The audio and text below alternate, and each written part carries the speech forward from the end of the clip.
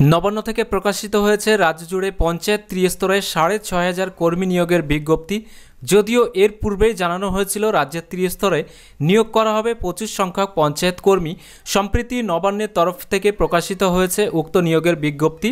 ১১ জানুয়ারি রাজ্য মন্ত্রিসভার আলোচনা সভায় নতুন কর্মী নিয়োগ সংক্রান্ত বিষয়ে সিদ্ধান্ত গৃহীত হয়। সেই সিদ্ধান্ত অনুযায়ী জারি করা হয় নিয়োগের বিজ্ঞপ্তি। নিয়োগ সংক্রান্ত বিজ্ঞপ্তি প্রকাশিত হওয়ার পরেও এখনও পর্যন্ত অনলাইন আবেদন প্রক্রিয়া চালু হয়নি। উক্ত চাকরির জন্য রেজিস্ট্রেশন প্রক্রিয়া ইতিমধ্যে শুরু হয়ে গিয়েছে, যেটা নিয়ে অলরেডি আমাদের চ্যানেলে ভিডিও আপলোড করা আছে।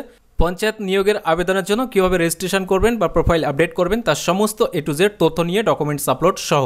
এছাড়াও রাজ্য সরকারের পঞ্চায়েত দপ্তরে অফিসিয়াল ওয়েবসাইটের মাধ্যমে চাকরি প্রার্থীরা রেজিস্ট্রেশন কিন্তু করতে পারবেন। যদিও অনলাইন আবেদন কবে থেকে শুরু হবে সেই সংক্রান্ত কোনো কিছুই বলা হয়নি অফিসিয়াল ওয়েবসাইটে।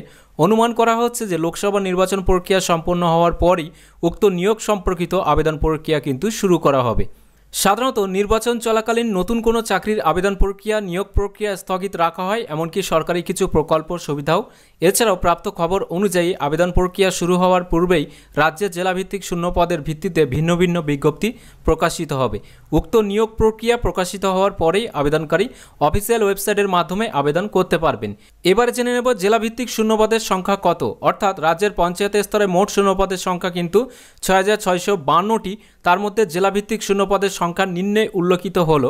যেমনটা আলিপুরদুয়ারের ক্ষেত্রে নিয়োগ হবে ১২১ জন চাকরি প্রার্থী, বাঁকুড়ার ক্ষেত্রে ৬০৭ জন, বীরভূমের ক্ষেত্রে ১৪৪, কোচবিহারের ক্ষেত্রে ১৯৪, দক্ষিণ দিনাজপুরের ক্ষেত্রে ১৮২, দার্জিলিংয়ের ক্ষেত্রে ৩৬৬ জন, হুগলির ক্ষেত্রে ৬০১ জন, হাওড়ার ক্ষেত্রে ৪৩৭ জন, জলপাইগুড়ির ক্ষেত্রে ১৪৬ জন, ঝাড়গ্রামের ক্ষেত্রে ২২২ জন, কালিম্পং ১৬৯ জন, মালদা ১৩৬ জন, মুর্শিদাবাদ ১৭৩ জন, নদিয়া ১৪১ জন।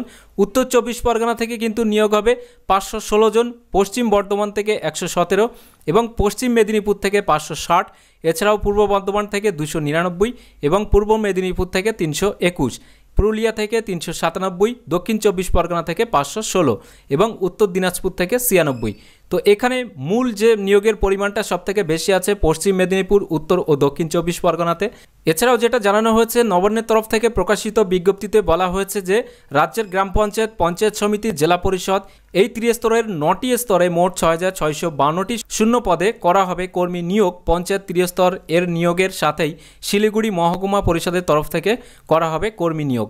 তো এই যে সমস্ত জেলার কথা বলা হয়েছে এবং যে নিয়োগগুলো হবে এগুলোর বিজ্ঞপ্তি কিন্তু প্রত্যেকটা জেলার অফিসিয়াল ওয়েবসাইটে বা প্রত্যেকটা জেলাভিত্তিক কিন্তু নিয়োগের বিজ্ঞপ্তি জারি হবে। যখনই নিয়োগের বিজ্ঞপ্তি জারি হবে তখন কিন্তু আপনারা এখন থেকে যদি রেজিস্ট্রেশন করে রাখেন তাহলে সেই সময় কিন্তু এক চান্স আপনারা অনলাইন আবেদন করতে পারবেন। এছাড়াও আপনারা কিন্তু একের অধিক জেলার ক্ষেত্রে আবেদন করতে পারেন।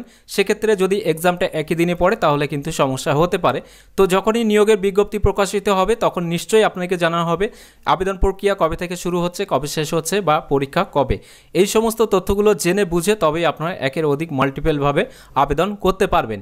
এছাড়াও অবশ্যই আপনারা রেজিস্ট্রেশনের যে ওয়েবসাইটটি আছে সেই ওয়েবসাইটটা নজর রাখবেন। সেখানেও কিন্তু আপনার নিয়োগের যে বিজ্ঞপ্তি প্রকাশিত হলেই সেখানে কিন্তু আপডেটটি দিয়ে দেওয়া হবে। তো আজকের এই ভিডিওর মাধ্যমে এই তথ্যটুকু আপনাকে দেওয়া ছিল যে এক্স্যাক্ট কবে থেকে পঞ্চায়েতের যে রিক্রুটমেন্ট আছে সেটা নিয়োগ প্রক্রিয়া শুরু হবে বা কবে থেকে নোটিফিকেশন জারি হতে পারে এবং কোন কোন জেলার জন্য কতগুলো নিয়োগ হবে সেটাও কিন্তু স্পষ্ট ক্লিয়ার আপনারা এই ভিডিওর মাধ্যমে জানতে পারলেন। তো যদি ভিডিওটি ভালো লাগে তাহলে অবশ্যই একটি লাইক করে দেবেন এবং বেশি বেশি করে শেয়ার করবেন যাতে সবাই এই বিষয়টি জানতে পারে। এছাড়াও এখনকার এই ভিডিওটি প্রথম থেকে শেষ পর্যন্ত দেখার জন্য আপনাকে জানাই অসংখ্য ধন্যবাদ।